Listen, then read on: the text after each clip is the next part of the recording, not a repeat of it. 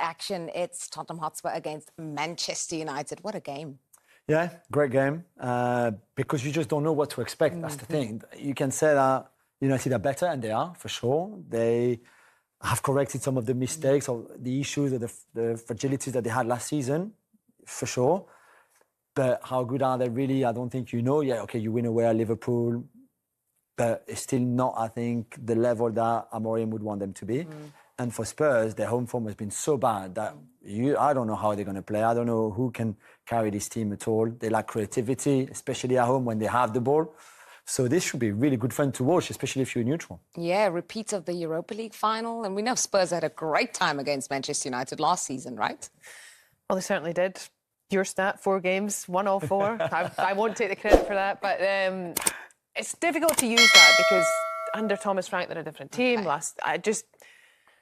I'm with you, Jules. Both sides are just so unpredictable, and I don't know, Spurs. I feel there's sort of this undertone there. You know, we've seen players unhappy at full time. The Chelsea game felt they were so poor. Sort of the weeks before that against Newcastle, they lose 2-0. That game they weren't as poor, but you've probably gone off that thinking, well, it's a painful defeat. So I'm still a little unsure of what we're seeing from Spurs, and I think maybe Thomas Frank is still trying to address some smaller issues. I think he's fairly settled in his back four, but further up the pitch, I'm not sure about Simons. I'm not sure.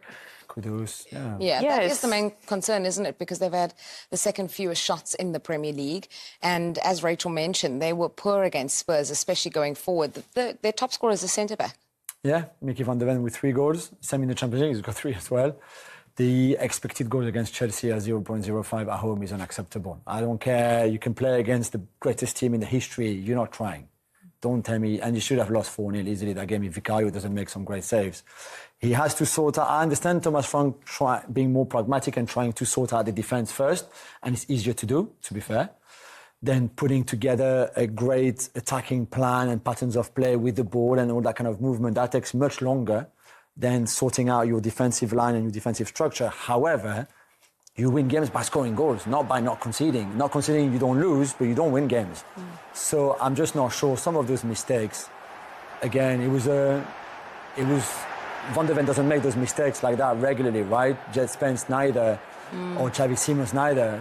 But in this game against Chelsea, they were just all over the place, and that's a worry for me, because if he can't even sort out the defensive side of it, which he's more known for, I'm not sure attacking-wise he will ever do wonders, because that's not the kind of manager that he is anyway. What does it tell you when that's happening in a defence? And as Jules mentioned, it's not typical to see from Spence, from Van der Ven either. Yeah.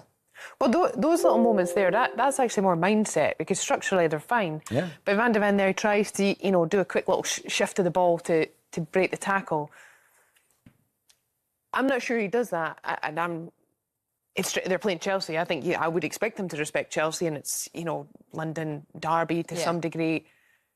You can choose in those moments to be like, I'm just going to put my foot firm through this. And there's moments where you do that, and it's not a reflection of whether you're one of these tough centre-backs, whether you're a nice football-playing centre-back. There are just moments where it's like, do you know what? It's actually better we just deal with this and we'll get the ball another That's more of like a mindset,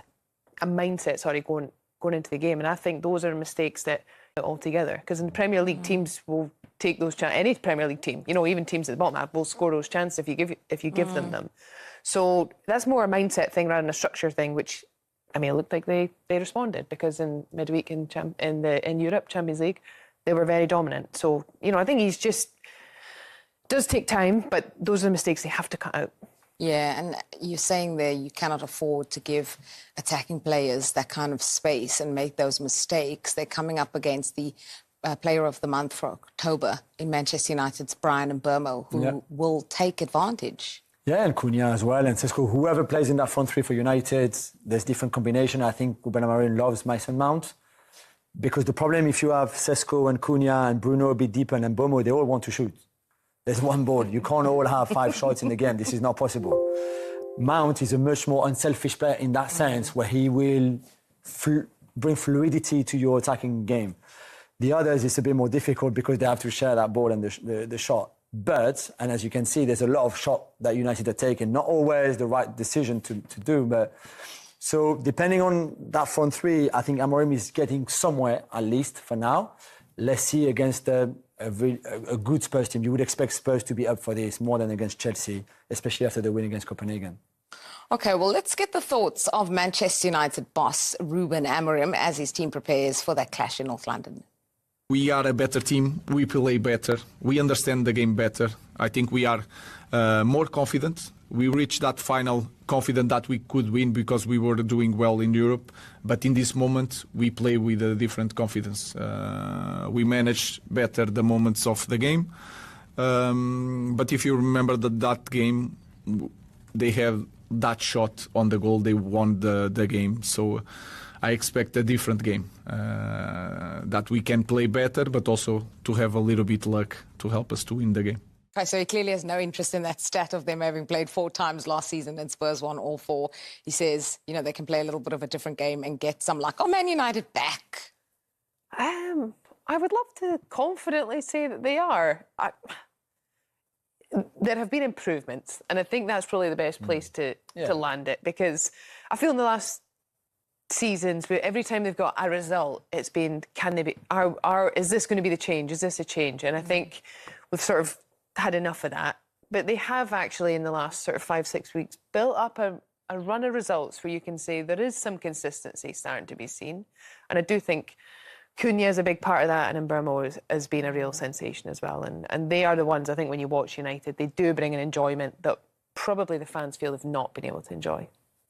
Yeah, I agree. And the thing is, they don't play in Europe. And this is massive. And I know Spurs had an easy game against Copenhagen, but it's still another game. You don't train on the Tuesday before. You play on the Monday for the Tuesday game. Wednesday is you warm down. Then it's Thursday, Friday you play Saturday.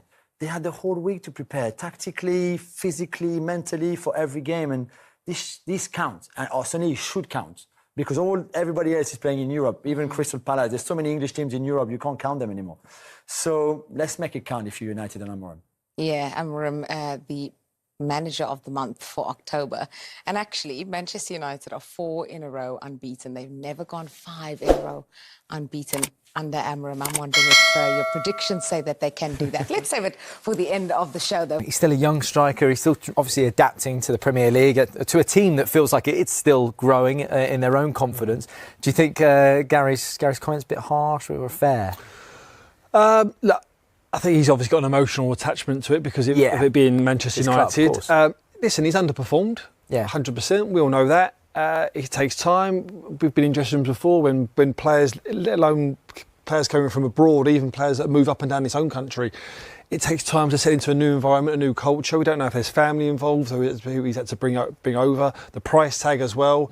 You know, they was crying out for a striker to come and sort of save Man United. So there's been a lot of pressure on there. And yeah, listen, it will take time. But what Ruben Amorim's saying there, he's in an environment now where we're going to help him as much as possible, and we'll get him to the top. Yeah. Do you think, Rob, the senior players will be around him a lot in this moment, or is it just a case of kind of let him figure his own feet out? You'd hope so. You'd hope they get around him and say, look, we've been through it.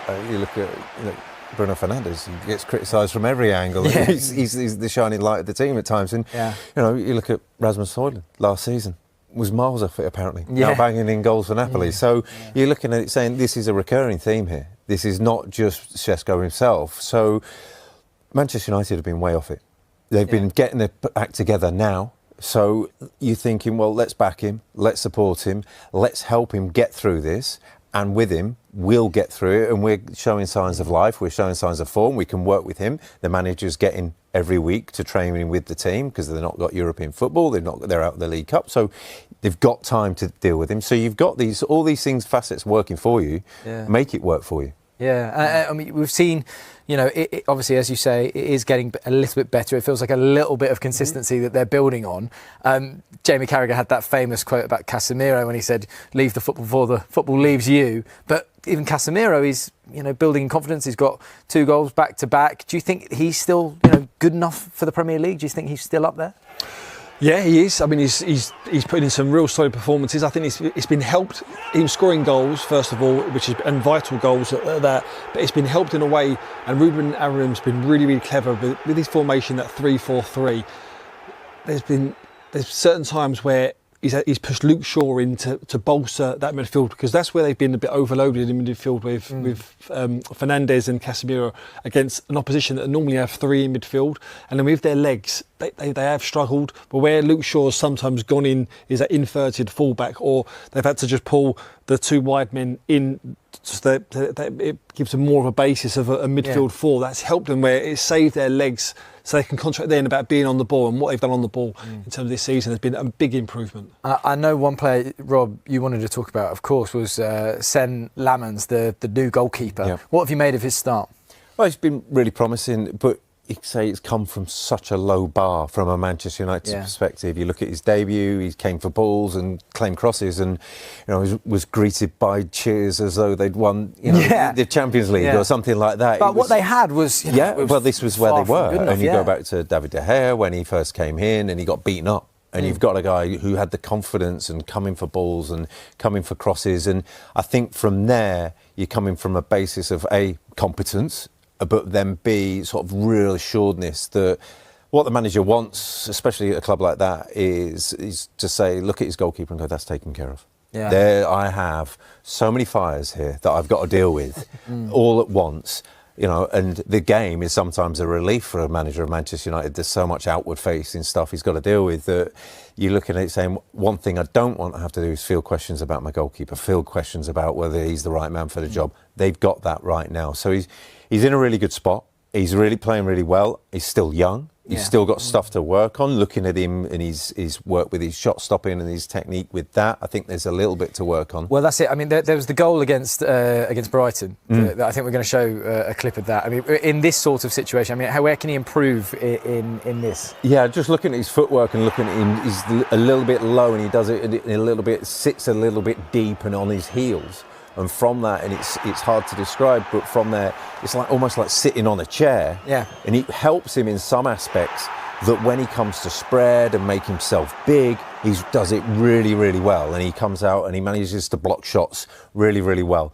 But in the aspects like this, you're looking at it thinking, he's not just quite getting into his full dive, his full triple extension through his ankle, his knees, his hips. You're looking at that. That's where you fully get your power from. It's because he's sat a little bit deep and he's a little bit on his heels. Then he's saying it's really hard to get your footwork in to then explode into a dive. And you're just looking at something like that. You say, he's got time.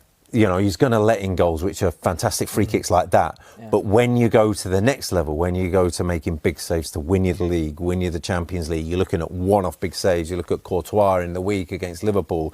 Fantastic, just huge moments and saves. Those are the things you go to. That's the next level. And that's just a little thing. You're looking at him going, great start. The next level's there. Do you think that potential is there for him? Yeah. This is the thing. In that it's hypercritical. Top bracket. It's hypercritical. But you're saying you've shown the competence. You've shown you've got people on your side. You've got people like Peter Schmeichel going, yep, this is the guy. It's good enough for me. That sort of backing. So you're saying, right, what's next? Right, where can we work on him? Talk about Šeško working on his game. There's another, you can work on the goalkeeper's game as well. Yeah, absolutely. OK, well, ahead of hosting United, Spurs have some issues to contend with. Mohamed Kudus is touch and go on whether or not he's going to be fit, and Thomas Frank's side have won just one of their 4 games in front of their own fans. Take a look at this. That's the home form for the 17 teams who have been in the top flight all the way through this calendar year. It's not pretty for Spurs. Of 14 league matches in front of their own fans, they've won just 3. A return of less than a point per game.